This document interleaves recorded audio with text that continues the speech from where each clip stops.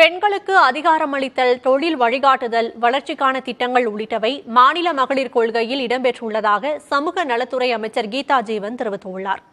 புதிய தலைமுறைக்கு அவர் அளித்த பிரத்யேக பேட்டியினை காணலாம்.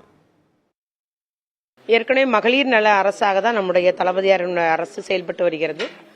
இதுல மகளிருக்கு பொறுத்த வரைக்கும் பொருளாதார ஒரு அதிகாரம் அளித்தல், அவங்களுக்கு அரசியல் விழிப்புணர்வு உண்டாக்குறது, அரசியல் பங்கெடுத்த பெண்களுக்கான பயிற்சி அளித்தல், அந்த தலைமை எப்படி வைக்கணும், நிர்வாகம் எப்படி பண்ணுன்ற மாதிரி பயிற்சி கொடுக்கறது.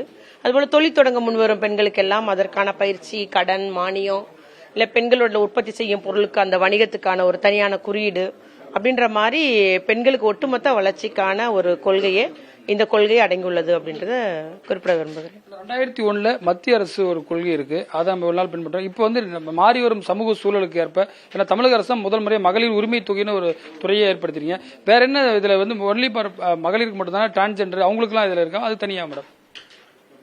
இது மகளிருக்கான கொள்கை தாங்க. இதுல வந்து எல்லா அதாவது ஒட்டுமொத்த பெண்களுக்கான கொள்கை. ஆனா முன்னுரிமை வழங்க வேண்டிய, அதாவது தனியாக வசிக்கக்கூடிய பெண்கள், தனியாக பெண்கள் தலைமையிலான குடும்பங்கள் இருக்குது.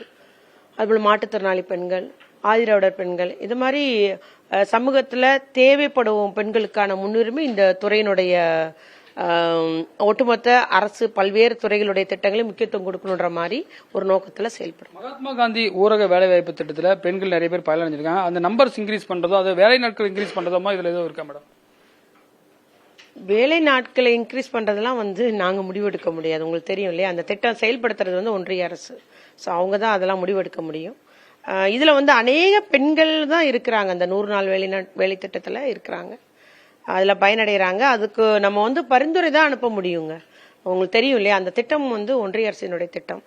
தற்காப்பு கலைகள், ஏன்னா வந்து படிக்கக்கூடிய மாணவிகளுக்கு இப்போ வந்து தற்காப்பு கலைகள், கராத்தே போன்ற இதெல்லாம் கத்துக்கிறாங்க. அது வந்து ஸ்பெஷலைஸ்டா ஸ்கீம் இருக்கா மேடம்? ஃபண்ட் எதுவும் இதுல அலாட்மெண்ட் பத்தி இருக்கா மேடம்? இல்ல, இதுல நிதி ஒதுக்கீடோ திட்டமோ இதுல இல்லைங்க. ஒட்டுமொத்தமா ஏற்கனவே பெண்களுடைய ஒரு புறந்தள்ளப்பட்ட அங்கீகாரமிட்ட பெண்களுக்கெல்லாம் நம்ம அதிகாரம் கொடுக்கணும், அவங்களை இன்னும் பெண்களை வளர்ச்சி செய்யணும் அப்படின்றதான் திராவிட முன்னேற்ற கழகத்துடைய கொள்கை.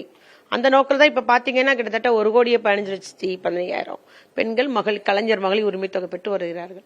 அதெல்லாம் ஒரு பெரிய அவங்களுக்கு கிடைச்ச ஒரு பொருளாதார என்ன சொல்றது, அதிகாரம் அளித்தல் சொல்லலாம். ஏன்னா கையில ஒரு பைசா இல்லாதவங்க இன்னைக்கு மாசம் 1000 ரூபாய் சேமிப்பு, அவருடைய அவங்க நினைச்ச மாதிரி செலவழிக்கக்கூடிய ஒரு உரிமையை அவங்களுக்கு கொடுத்திருக்குது. அது போல இந்த இதுவும் ஒட்டுமொத்த வளர்ச்சிக்கான திட்டம் தாங்க. இதுல தனியா இந்த ஒரு ஸ்கீமு அதெல்லாம் எதுவும் கிடையாது. டெவலப்மெண்ட் பத்தி இருக்கு மேடம்? கண்டிப்பா இருக்கு. ஸ்கில் டெவலப்மெண்ட் அவங்களுக்கு பயிற்சி அளித்த ஸ்கில் டெவலப்மெண்ட்ல சம வாய்ப்பு கொடுக்கணும், பெண்களுக்கும் பயிற்சி அளிக்கணும் அப்படின்றது இருக்குது.